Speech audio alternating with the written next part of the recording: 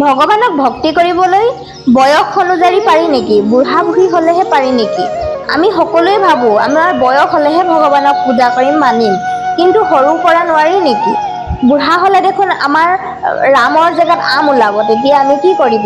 গতিকে আমি এতিয়াৰ পৰাই কম বয়সৰ পৰাই ভগৱানক মানিব লাগে বুলি মই ভাবোঁ। আজি মই মহাৰাষ্ট্ৰৰ এটা সঁচা ঘটনা ক'ম বুলি ভাবিছোঁ। এজনী সৰু ছোৱালীৰ ঘৰলৈ ভগৱান শ্ৰীকৃষ্ণই কাপোৰ ধুবলৈ আহিছিল। কেনেকৈ আহিছিল আহক কাহিনীটো শুনো।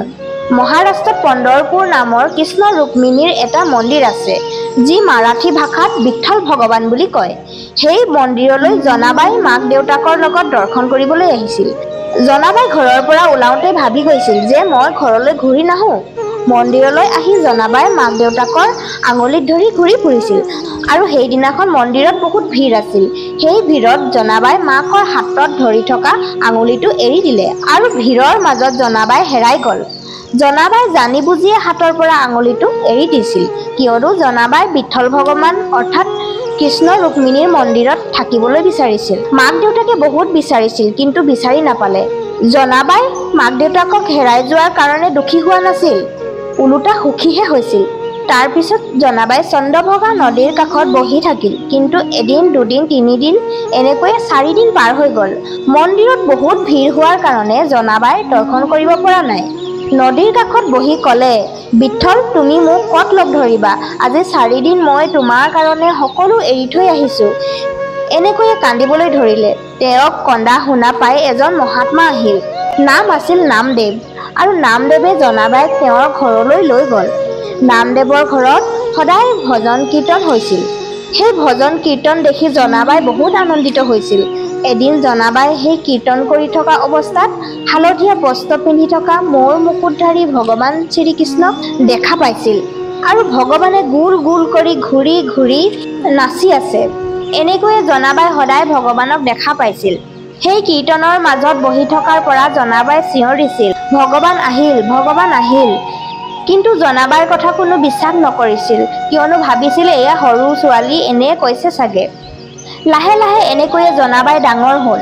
তাৰপিছত জনাবাই ভাবিলে, মই ভগৱানক পাবলৈ হ'লে এটা উপায় আছে, মই গুৰু নামদেৱৰ সেৱা কৰিব লাগিব।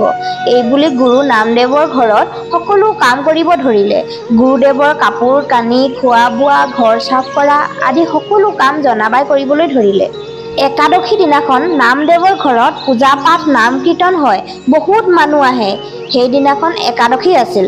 জনাবাই ভজন কীৰ্তনত ইমানেই মগ্ন হ'ল যে ৰাতিপুৱা কেতিয়া হ'ল গমেই নাপালে। সকলো লোক গুচি গ'ল, কিন্তু জনাবাই তাতে শুই গ'ল। উঠি দেখিলে বহুত দেৰি হৈ গ'ল।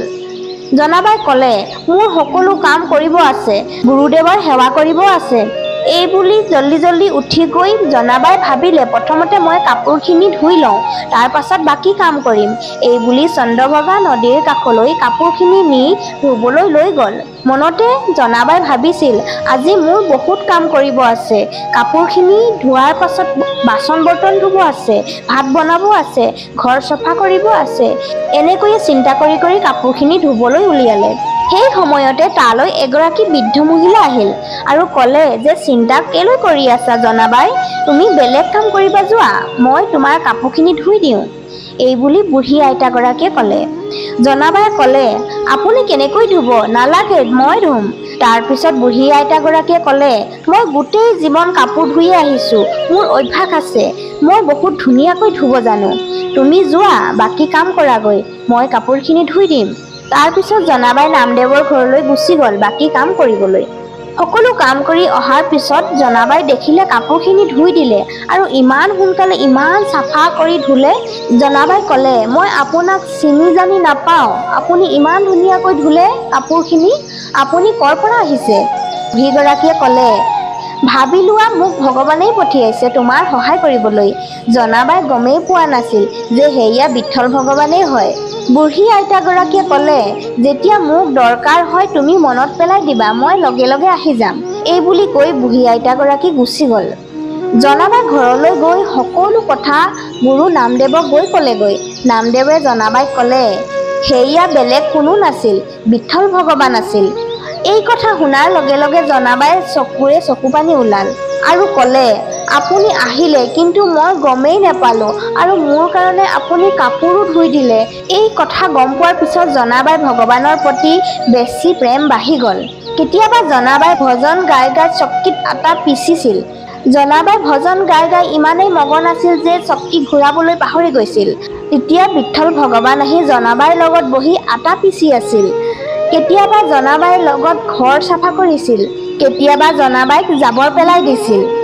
ভগৱান কৃষ্ণই জনাবাইক বাৰে বাৰে কৈছিল যে মই তোমাৰ ঋণী, মই তোমাৰ ঋণ কেনেকৈ পূৰা কৰিম, কিয়নো তুমি মোৰ ভক্ত নামদেৱৰ সেৱা কৰিছা। এদিন বিঠল ভগৱান জনাবাইৰ ঘৰলৈ আহোঁতে ভগৱানে পিন্ধি থকা অলংকাৰবোৰ খুলি জনাবাইৰ ঘৰত থৈ গ'ল। এয়া ভগৱানৰ লীলা আছিল। পিছদিনাখন ৰাতিপুৱা যেতিয়া মন্দিৰৰ দুৱাৰ খুলিলে, পূজাৰীয়ে দেখিলে ভগৱানৰ পিন্ধি থকা অলংকাৰবোৰ নাই। কি হ'ল? কোনোবাই চুৰ কৰি নিলে। তাৰ পিছত গাঁৱৰ মানুহ সকলোৱে জনাবাইৰ ওপৰত সন্দেহ হ'ল আৰু জনাবাইৰ ঘৰত চাবলৈ আহিল। আৰু সঁচাকৈয়ে ভগৱানৰ অলংকাৰখিনি জনাবাইৰ ঘৰত আছে। সকলোৱে জনাবাইক চোৰ বুলি ক'লে। সকলোৱে ক'বলৈ ধৰিলে যে এনেয়ে বৰ ভক্তিমতী দেখায়, গোটেই দিনটো বিঠল বিঠল কৰি থাকে, কিন্তু মনে মনে চুৰ কৰিছে। ইয়াক আমি দণ্ড দিব লাগিব, গাঁৱৰ পৰা বহিষ্কাৰ কৰিব লাগিব। কোনোবাই ক'লে নহয়, ইয়াক আমি কষ্ট দি মাৰিব লাগিব। তাৰ পিছত জনাবাইক ৰজাৰ দৰবাৰলৈ লৈ গ'ল। জনাবাইক ৰজাই সুধিলে, তুমি সঁচাকৈয়ে চুৰ কৰিছানে? জনাবাই ক'লে, বিঠল ভগৱান মোৰ প্ৰাণ হয়। মোৰ গোটেই জীৱন মই বিঠল ভগৱানৰ ওচৰতে অৰ্পণ কৰিলোঁ। মই ভগৱানৰ অলংকাৰ কিয় চুৰ কৰিম? কিন্তু জনাবাইৰ কথা কোনোৱে বিশ্বাস নকৰিলে। তাৰ পিছত জনাবাইক ৰছীৰে বান্ধি চন্দ্ৰভাগা নদীৰ কাষলৈ চিপ দিবলৈ বুলি লৈ গ'ল। জনাবাই একো ভয় লগা নাই, একো দুখো লগা নাই, মাত্ৰ ক'বলৈ ধৰিলে বিঠল বিঠল। যিমানেই মুখত বিঠল বিঠল বুলি ক'বলৈ ধৰিলে, সেই চিপ দিবলৈ বান্ধি থোৱা ৰছীডাল লাহে লাহে ছিগিবলৈ ধৰিলে। আৰু ৰছীডাল বৰফৰ নিচিনা গলি যাবলৈ ধৰিলে। ৰছীডাল গলি গলি একেবাৰে নাইকিয়া হৈ গ'ল।